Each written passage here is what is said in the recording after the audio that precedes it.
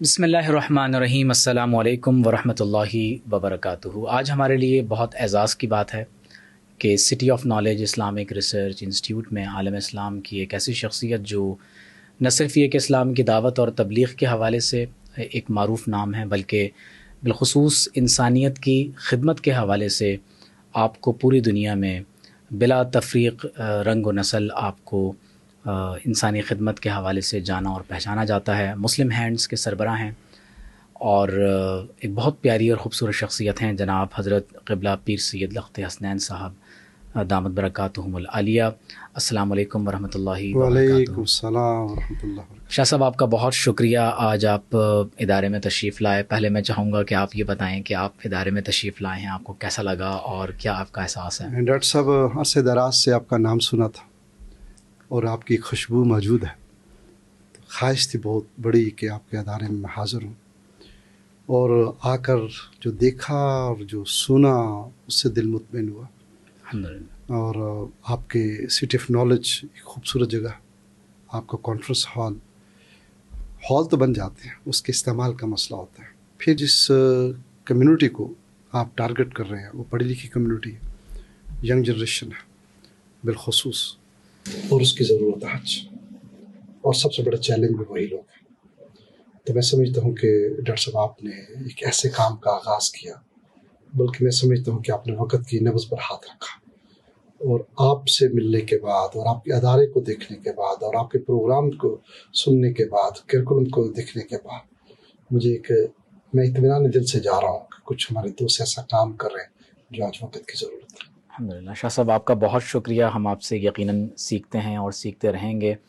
شاہ صاحب، میں ایک سوال آپ کے سامنے رکھنا چاہتا ہوں اور میں چاہتا ہوں کہ آپ اس کا کوئی ڈیٹیل ہمیں رسپانس آپ دیجئے، کیونکہ آپ بین الاقوامی سطح پر تقریباً راؤنڈ دا گلوب آپ کا مستقل ایک ایکسٹینسو ٹریول، پھر لیکچر سیریز کا ایک سلسلہ، پھر گراؤنڈ میں فیلڈ میں اتر کر آپ گراس روٹ لیول سے لے کر بہت بڑی سطح پر آپ انسانیت کی خدمت کا کام آپ سر انجام دے رہے ہیں، اور ایجوکیشن کو آپ نے بہت فوکس کیا ہے۔ تو آپ کیا نصیحت فرمائیں گے، کیا مشورہ دیں گے بالخصوص ہمارے پیرنٹس کو، ہمارے ٹیچرز کو، ہمارے علماء کو، وہ لوگ جو اوپینین میکرز ہیں، بالخصوص نسل کی تیاری کے اندر ان کا بہت بڑا کردار ہوتا ہے؟ کیا چیلنجز ہیں جو گلوبلی اس وقت صرف مسلمان نہیں بلکہ عالم انسانیت فیس کر رہی ہے؟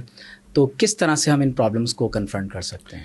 ڈاکٹر صاحب بہت شکریہ، اور آج کے وقت کی ضرورت کے متعلق آپ نے یہ سوال کیا۔ جیسے آپ نے خود فرمایا کہ مسلم ہینڈ کے پلیٹ فارم میں پوری دنیا میں جانے کا مجھے موقع ملتا ہے۔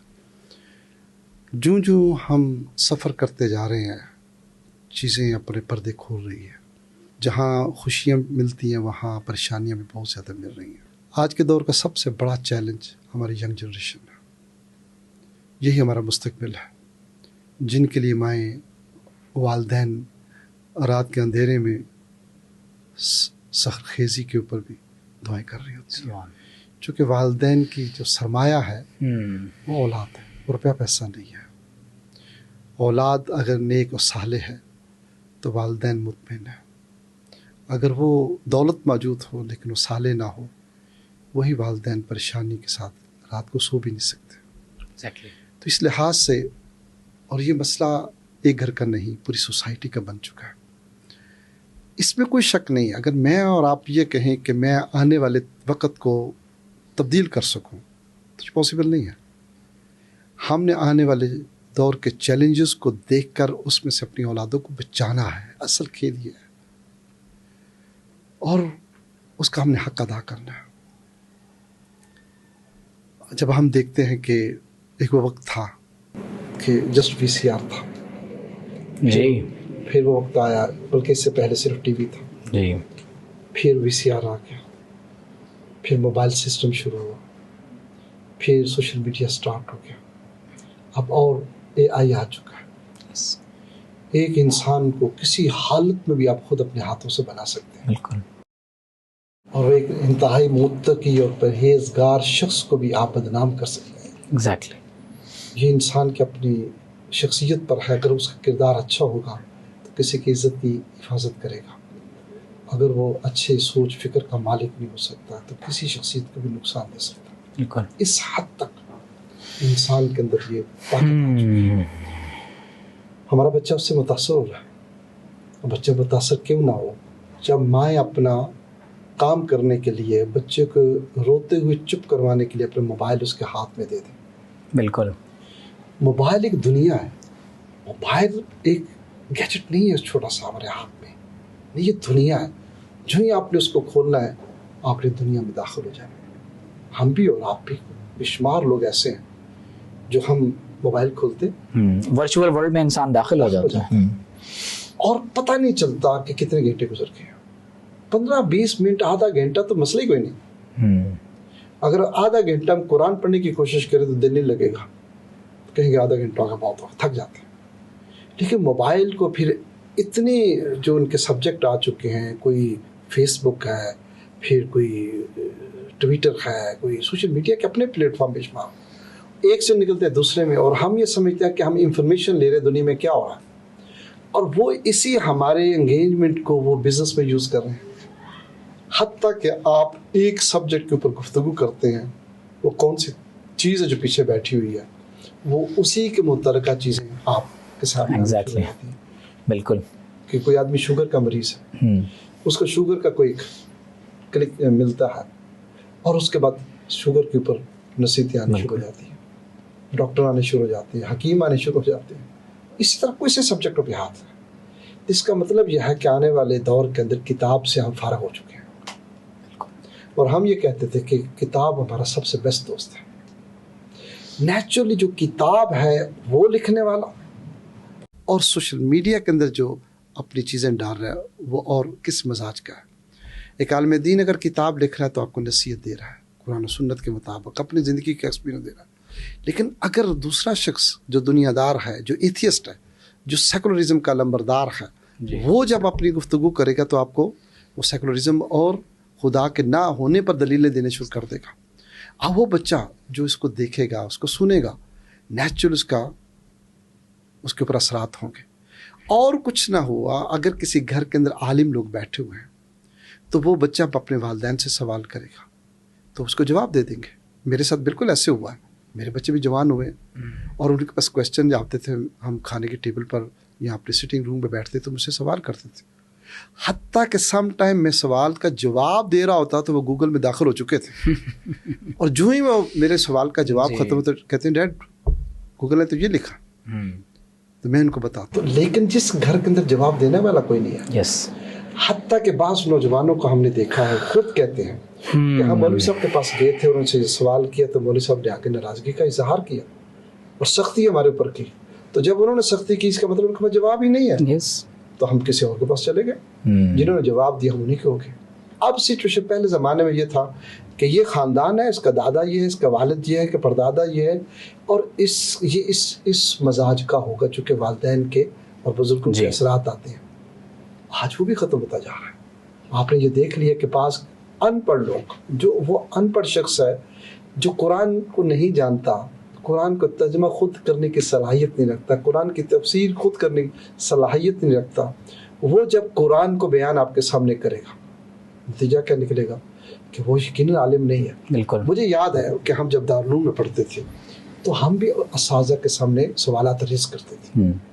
وہ سوال آج جو کا بچہ جو کر رہا ہے ہم بھی کرتے تھے، دارالعلوم کے اندر بیٹھ کر کرتے تھے، تو ہمارے اساتذہ اس کے جوابات دیتے تھے، ہم مطمئن ہو جاتے تھے. الحمدللہ. کبھی مطمئن نہ ہونا، دوسرے دن پھر استادوں کو کہنے استاد جی نہیں سمجھ لگی، اس کو اور ذرا ایکسپلین کریں. ہمیں اطمینان دے کر اٹھاتے تھے. آج وہ بچہ جو سوشل میڈیا کے اوپر بیٹھ رہا سوال لے رہا ہے اس کا جواب کون دے گا؟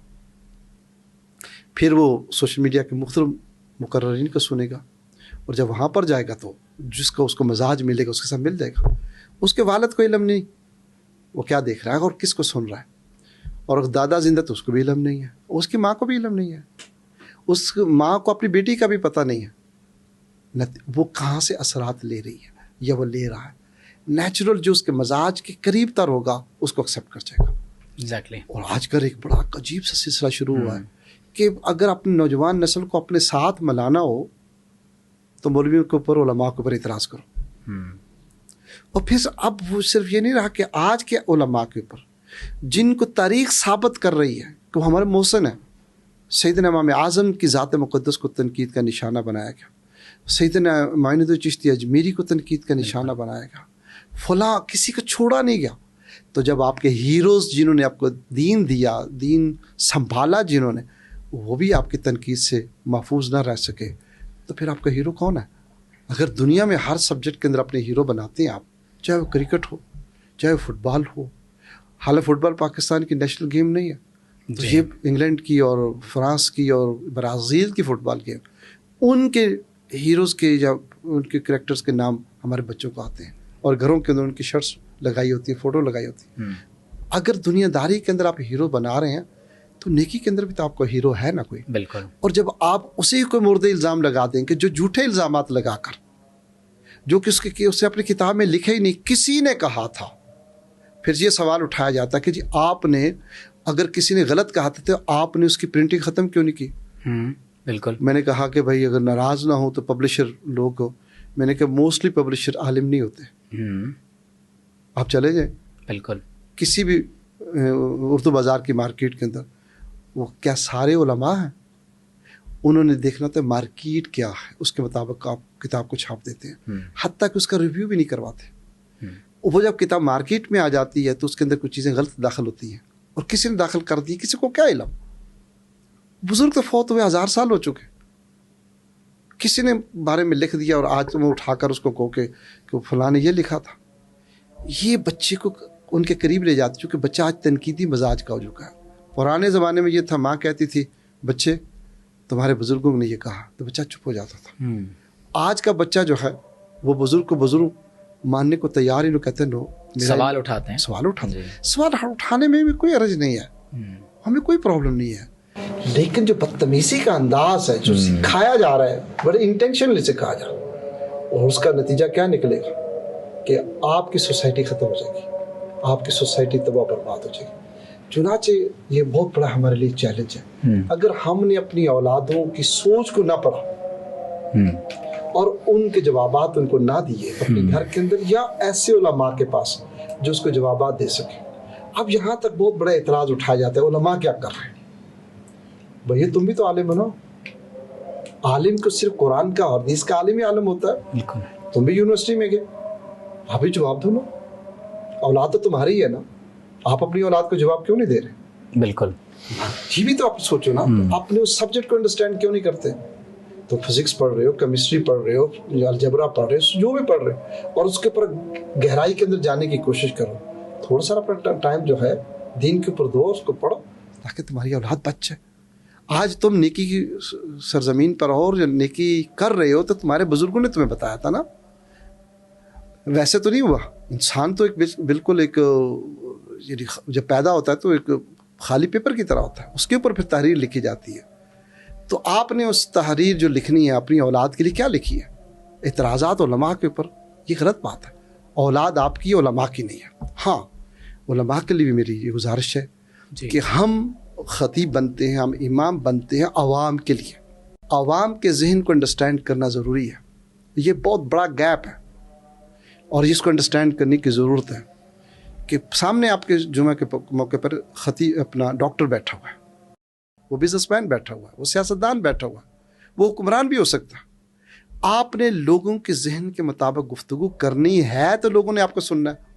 بالکل. تو میں اکثر یہ کہا کرتا ہوں کہ ہم تو ہوائی سپیچز کرتے ہیں جو لوگوں کے سروں کے اوپر سے گزر جاتے ہیں, irrelevant ہو جاتی ہیں ہماری ساری بات, کوئی اس کا تعلق نہیں ہے. یہی وجہ ہے کہ ہماری مسجدیں جب جمعہ کا خطبہ ہونا ہوتا ہے اس سے 2 منٹ پہلے لوگ داخل ہوتے ہیں, دوڑ لگی ہوتی گلی میں. پہلے کیوں نہیں آتے؟ اس لیے کہ ہمارے علماء عوام کی ضرورت کو سمجھ نہیں رہے, اور اس کے لیے ضروری یہ ہے کہ ان جیسا علم حاصل کریں. آپ بھی اسکولوں میں جائیں, آپ بھی کالجز میں جائیں, آپ بھی یونیورسٹیوں میں جائیں, آپ بھی یونیورسٹیوں میں جائیں. میں تنقید علماء انہی طبقے سے ہوں, میں کبھی تنقید نہیں کروں گا, میرے لیے وہ سر کا تاج ہے. خدا گواہ مجھے زندگی میں ان سے بڑھ کر کسی سے محبت نہیں ہے, لیکن ہماری پرابلمس بھی تو ضرور ہیں نا. مثال کے طور پر کراچی کا واقعہ, ایک جگہ کھانے کے ٹیبل پر تھے تو مجھے ایک بزرگ نوجوان تھے, کہتے ہیں کہ جی ہم نے کام کیا. میں نے کہا کیا کام کیا؟ کہتے جی ہم نے میٹرک شروع کروا دی ہے اسکول کے اندر, اپنے مدرسے میں میٹرک شروع کروا دی اپنے مدرسہ میں. تو مجھے کہتے ہیں کہ کیا واقعی میں نے اچھا کام کیا؟ میں نے کہا آپ نے واقعی بہت اچھا کام کیا، لیکن 50 سال لیٹ ہو گیا. Oh my God. 50 سال لیٹ. اس لیے میں تنقید نہیں کر رہا ہوں، میری تو صاحب ہے نا، میری محبت کی جگہ ہے، لیکن میں صرف اس لیے یہ بات کر رہا ہوں کہ وہ سامنے جو بیٹھا ہوا ہے وہ ڈفرینٹ ہے، اس کے مزاج کو سمجھنا ضروری ہے. اور میں خود سمجھتا ہوں کہ علماء بہت بڑے سائیکالوجسٹ ہوتے ہیں جی، لیکن وہ جو صلاحیت ہے جو سامنے بیٹھے ہوئے لوگوں کے لیے، ہمیں اس کے اوپر محنت کرنی چاہیے، اس کو انڈرسٹینڈ کرنے کی کوشش کرنی چاہیے. اس لیے جو چیلنجز ہے، اور یہ آج بھی سب سے بڑا جو ہے چیلنج نوجوان نسل کے لیے، جو سیکولرزم کی شکل میں آ رہا ہے، ایتھیزم کی شکل میں آ رہا ہے، اور ایسے نعروں کی شکل میں آ رہا ہے کہ آپ اپنی زبان سے نعرے بول نہیں سکتے جو لگائے جا رہے ہیں. پھر اس کے اندر ڈاکٹر صاحب ایک اور چیز ہے، ہمارا اسکول سسٹم جو ہے جی، اس نے ہم کو خراب کیا. اسکول سسٹم کوئی برا نہیں ہوتا، جو اس کے اندر کیریکولم ہوتا ہے وہ اصل پرابلم ہوتی ہے، اس کو پڑھانے والے جو پرابلم ہوتی ہے. کہ بعض جو ایلیٹ کلاس کے اسکول ہیں فار ایگزامپل، کچھ ایسے بھی ہوں گے جن کے ہاں سے جو ایتھیزم پھیل رہا ہے. بالکل. پھر یونیورسٹیز ایسی پرائیویٹ یونیورسٹیز ہو سکتی ہیں جہاں پر چونکہ پرابلم، میں چونکہ پوری دنیا میں سفر کرتا ہوں اور ان کا ایجوکیشن سسٹم دیکھتا ہوں، چونکہ ہمارے اپنے 14 ممالک کے اندر اسکول ہے مسلمان کے، پاکستان کے اندر 650 اسکول ہے مسلمان کے اپنے. تو اس میں یہ چیز دیکھتا ہوں کہ پاکستان دنیا کے واحد ملک ہے جس نے اپنی پرائمری تعلیم بھی اور ہائی تعلیم سرمایہ دار کے حوالے کر دی ہے. یہ وہ ٹائم ہوتا ہے کہ جس میں آپ نے بچے کی شخصیت کے بارے میں اس کے پیپر پر لکھنا ہوتا ہے. وہ پرائمری کی تعلیم ہے، وہ ہائی تعلیم ہے. ہائی سے مراد اسکول کی، یعنی ہائی اسکول. اس کے بعد آپ کالج بھیجتے ہیں، یونیورسٹی بھیجتے ہیں. جو آپ نے بچپن میں بچے کو پڑھا دیا ہے اس کے دماغ سے کبھی نہیں نکلے گا. آپ نے امیر لوگ جو ہیں ان کے بچوں کو تو آپ نے ایلیٹ کلاس میں بھیج دیا، اسکولوں میں بھیج دیا، اور غریب کا بچہ وہ ٹاٹ بھی آج موجود نہیں ہے. بلڈنگیں بھی گھری ہوئی ہیں اسکولوں کی، ٹوائلٹ وہاں موجود نہیں ہے، اور گراؤنڈ وہاں موجود نہیں ہے. وہاں پر جو ہے 4 دیواری تک موجود نہیں، بجلی موجود نہیں، پانی موجود نہیں. اب کون اس میں داخل ہوگا؟ جو وہ اسکول جو گورنمنٹ کا ہے وہ ہمارے نظریے کا محافظ ہے، وہ نظریہ اسلام کا بھی محافظ ہے، وہ نظریہ پاکستان کا بھی محافظ ہے. لیکن جس وقت آپ خود اپنے ہاتھوں سے آگ لگا کر اس چیز کو سیٹوں کے حوالے کر رہے ہیں جو خود ایجوکیشنسٹ نہیں ہے، وہ ایجوکیشنسٹ نہیں ہے خود. جی بالکل. انہوں نے پیسے کے ساتھ سسٹم اسٹیبلش کیے، اسکول سسٹم، اور آپ وہ یونیورسٹیاں بنا کر بیٹھ کے اربوں روپے کما رہے ہیں، اور ان کو خود علم نہیں کہ ان کے اسکول ٹوٹل ہے کتنے، کالجز ٹوٹل کتنے ہیں، پیسہ کتنا آ رہا ہے کتنا نہیں. یہ ایسے مسائل ہیں. اس لیے میں دوبارہ اپنے ماں باپ کو یہ کہنا چاہتا ہوں کہ اپنے بچوں کی تربیت کسی نیک انسان کی صحبت میں ضرور سبحان کریں. اللہ، سبحان اللہ. میں نے خود ڈاکٹر صاحب دیکھا ہے جن ملکوں کے اندر یہ صحبت کا نظام ختم ہو گیا، ان کی اولادیں ختم ہو گئی ہیں.